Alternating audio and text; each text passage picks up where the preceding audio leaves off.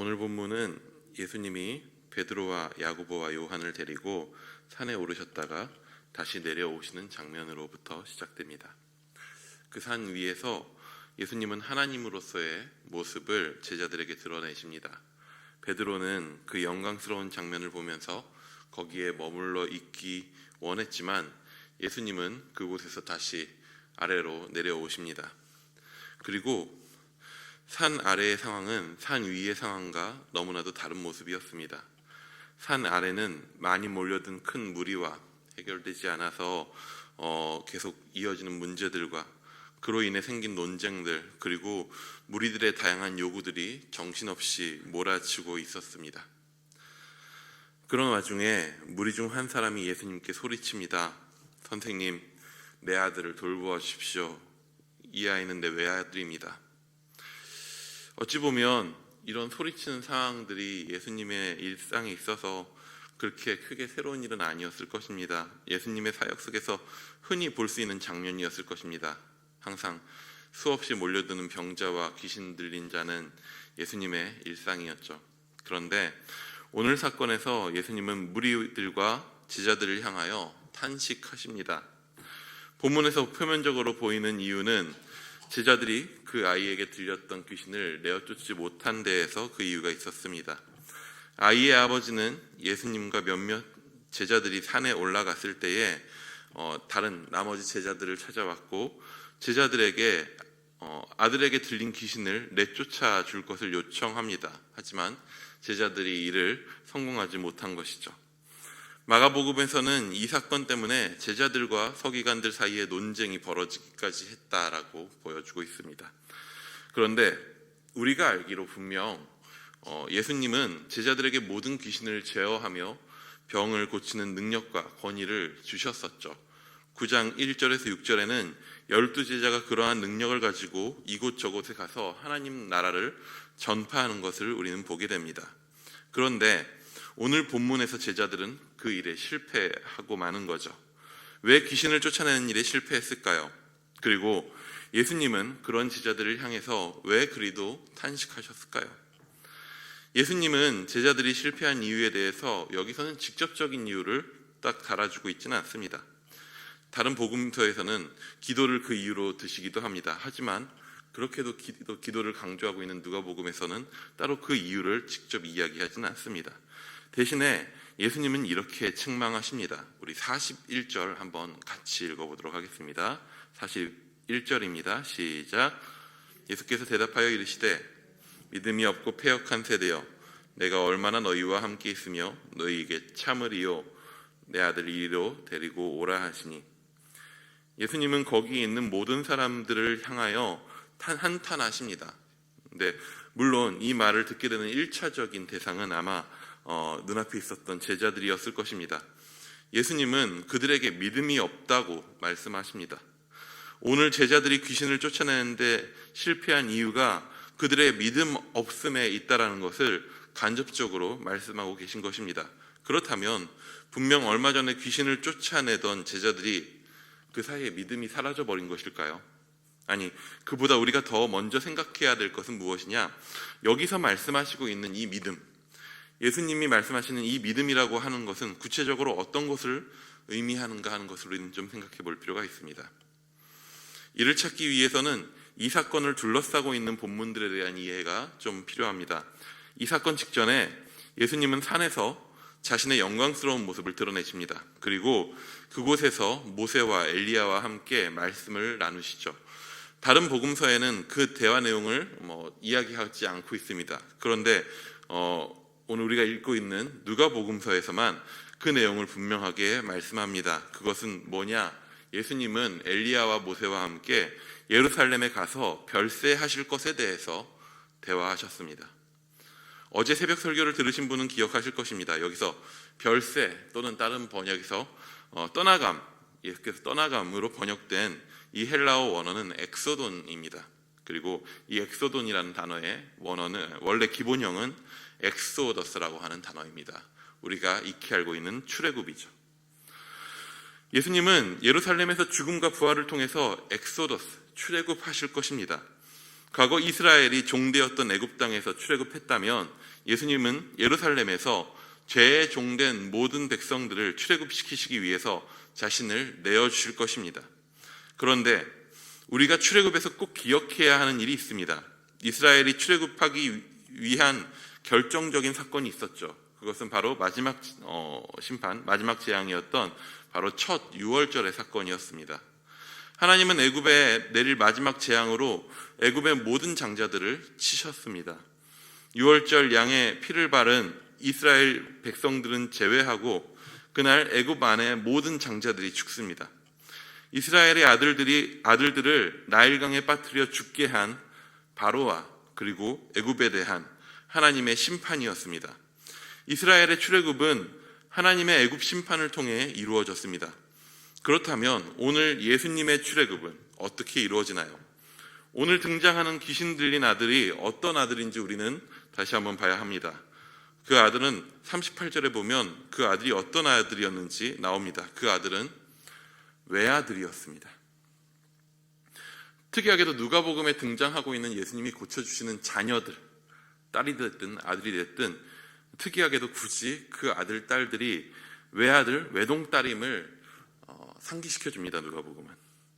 예수님은 믿음 없고 패역한 세대 가운데서 고침받지 못하고 귀신 들려있는 그 외아들을 회복시켜 주십니다.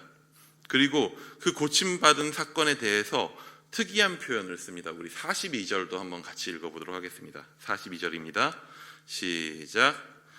올 때 귀신이 그를 거꾸러뜨리고 심한 경련을 일으키게 하는지라.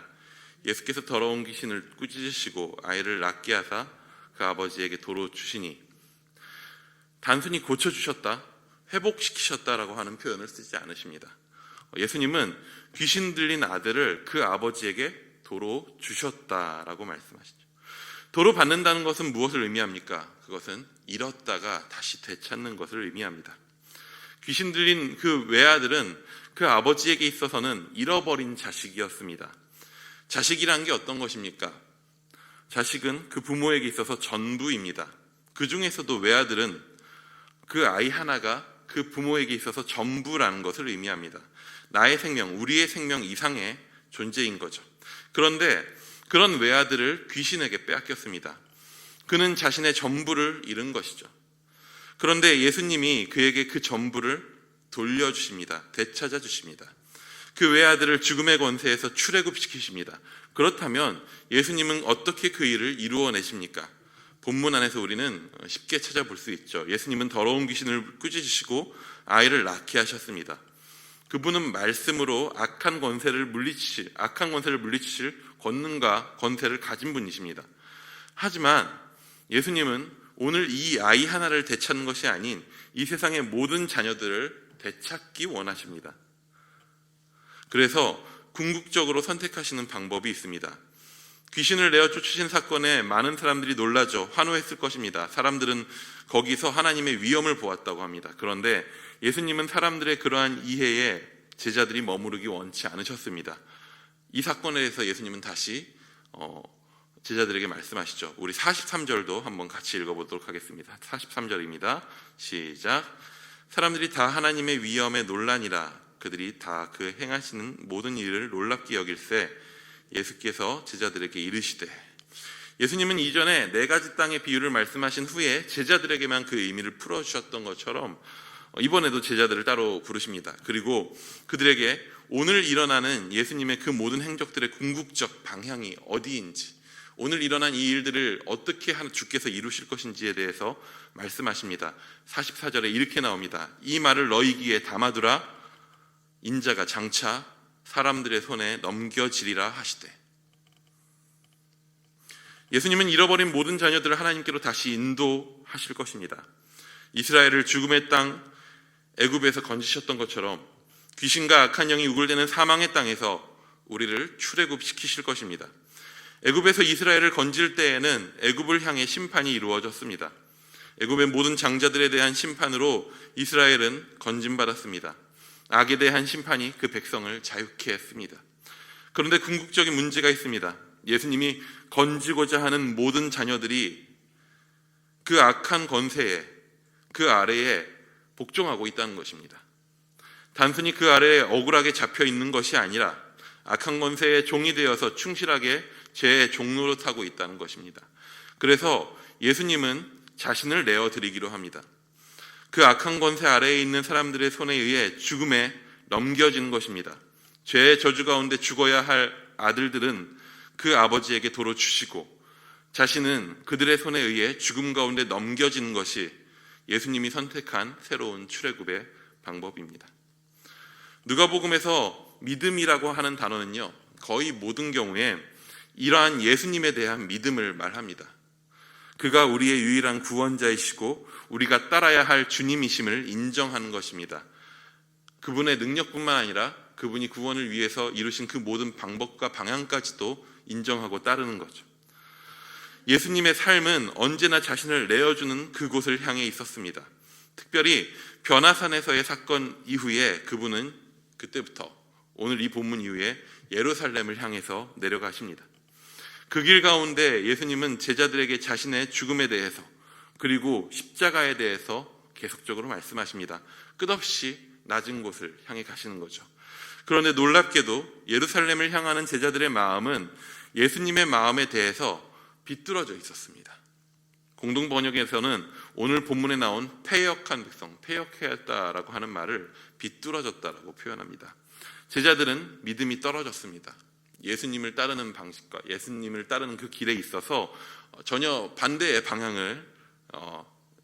방향으로 가고 있었습니다. 그들은 예루살렘의 십자가로 넘겨지기 위해서 걸어가시는 예수님을 보지 않습니다. 그 단적인 모습이 바로 뒤에 이어져 나오죠. 우리 46절도 한번 같이 읽어보도록 하겠습니다. 46절입니다. 시작. 제자 중에서 누가 크냐 하는 변론이 일어나니 그들의 마음은 여전히 힘으로 왕권을 되찾을 메시아를 향해 있었습니다. 그리고 예수님을 자신들의 기대에 투영해 보는 그들의 마음에는 거기에 누가 높은 자리를 차지할 것인가 하는 생각이 가득 차 있었습니다. 십자가에 나아가시는 예수님에 대한 믿음은 그들 안에 지금 없는 거죠. 아니, 인자가 사람들의 손에 의해서 넘겨질 것이다 라고 말씀하시는 그분 앞에 그것을 묻기조차도 부담스러워하고 그냥 머릿속에서 잊어버리고 지워버리기 원했습니다. 그들에게 있어서 목숨을 내어주는 메시아는 있을 수 없는 일이었기 때문이죠. 그런 제자들을 향해 예수님은 다시 가르치십니다. 우리 48절을 한번 같이 읽어보도록 하겠습니다. 시작. 그들에게 이르시되 누구든지 내 이름으로 이런 어린 아이를 영접하면 곧 나를 영접하며 또 누구든지 나를 영접하면 곧 나를 보내신 이를 영접함이라. 너희 모든 사람 중에 가장 작은 그가 큰 자니라. 제자들이 생각하기에 예루살렘에 올라가는 길에 가장 필요 없는 부류의 사람이 있습니다. 그것은 바로 어린 아이입니다. 제자들은 지금 예루살렘에서 싸우려고 합니다. 예루살렘에 싸우러 올라가는 거죠. 예수님을 왕으로, 대장으로 해서 거기에서 로마를 물리치고 악한 헤롯의 왕권을 물리치는 그것을 상상하고 있습니다. 싸우려면 병사가 필요합니다. 사람들이 모여들고 있습니다. 전쟁터에서 근데 남자 장정들, 싸울 만한 남자 장정들 혹은 도울 만한 여성들을 제외하고 어린 아이들은 짐이 될 뿐입니다. 그런데 예수님은 자신의 길이 거기에 있지 않음을 보여주십니다.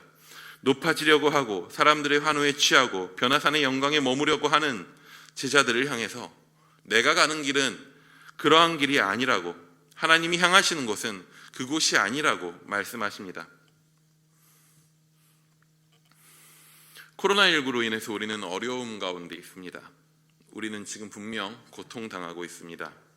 우리는 이 고통의 때에 우리의 마음을 어디에 두고 있는지 돌아보아야 합니다. 어찌 보면 이 고난은, 항상 우리에게 주어지는 문제와 고난은 하나님께서 우리에게 주시는 기회일 수 있습니다. 더 고통당하는 자들을 돌아보고 그들의 고통에 동참하고 우리를 희생함을 통해서 자신을 다 내어주신 예수님을 따를 수 있는 기회라는 것입니다. 제자들은 그 길 가운데에서 다른 영광을 끊임없이 바랬습니다. 변화산 안에 머무르기 원했고 사람들의 병을 고치고 귀신들을 내쫓는 과정에서 자신들이 높아지기 원했고 힘을 모아서 예루살렘에 싸워서 누가 더 큰지를 겨룰 수 있는 자리까지 오르길 원했습니다. 오늘 우리는 우리에게 주어진 이 고난의 기회를 어떻게 생각하고 어떻게 마음 먹고 주님과 동행하고 있는지 돌아보기 원합니다. 혹여나 우리는 이 기회를 내가 되찾을 권리와 오늘 내 마음의 충족 혹은 주의 영광스러운 모습에만 머무르기 원하는 마음으로 허비하고 있지는 않은지 돌아보아야 합니다. 주님은 거기에 안 계십니다. 주님은 오늘도 십자가에 계십니다. 주님은 우리를 위하여서 그리고 여전히 우리를 통해서 구원하기 원하는 수많은 이들을 위하여서 가장 낮은 곳으로 향하셨고 많은 이들을 여전히 우리를 통하여서 자신이 희생한 그 방식으로 그 길을 통하여서 구원하기 원하십니다. 우리의 마음은 오늘 어디를 향해 있습니까?